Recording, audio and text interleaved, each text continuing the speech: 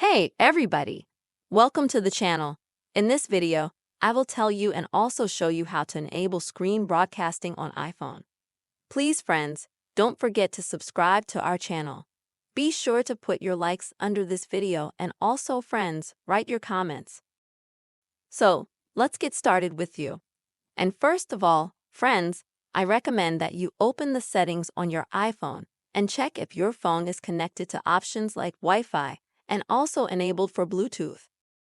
It is imperative that the Wi-Fi that your iPhone is connected to is the same as the Wi-Fi of, for example, your screen, yes, or the TV that you will be streaming the screen to. After that, go to General. Here, please select the AirPlay feature. And you will need to enable this option on automatically or prompted every time.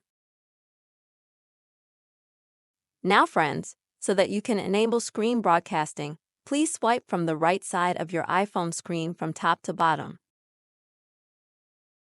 And then please find the option and shortcut of screen broadcast. It looks like this. If unfortunately you don't have it in your settings, then on the top left click on the plus sign, add control. And here you will find the screen broadcast option.